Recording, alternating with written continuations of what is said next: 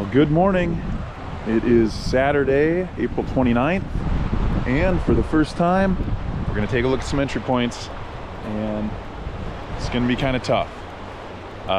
This one makes it feel like spring could happen at some point, though. Cross Bay is around the corner, at least the dock and the parking area, but this has been open for a long time.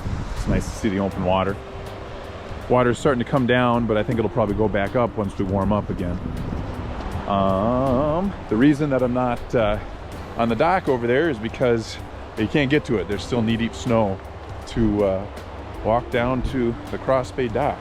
So that's not great, but shouldn't take much to melt that. Not as much as it's going to take to melt the ice on the bigger lakes.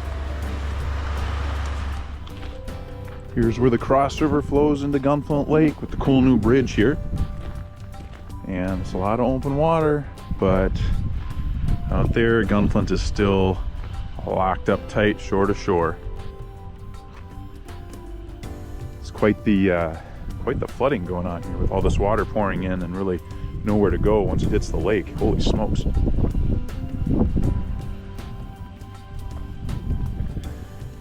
This is, of course, where we'll drop you off if you do a Granite River canoe trip. Drop you off right here at the bridge and paddle around the corner up there into Magnetic Lake.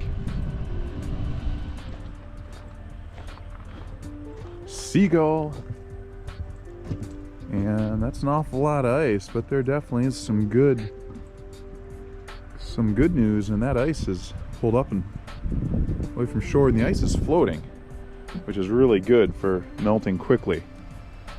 So that is a plus from all this snow and a little bit of rain that we've been getting this month. But still, I'm sure if you got out there, you could go fish if you wanted to. That is very white and very solid. It's Sag Corridor. There's our towboat dock hanging out in the ice right there.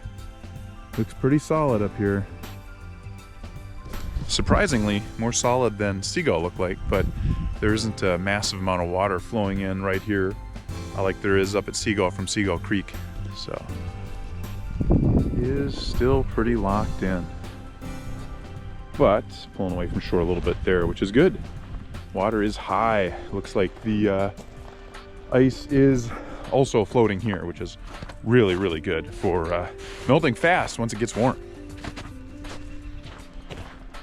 Here's the canoe yard and Round Lake. Walk out and take a look.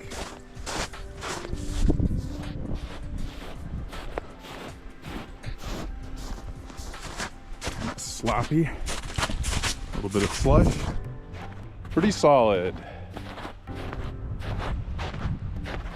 But the water is super high. It's floating up there and pulling away a little bit there.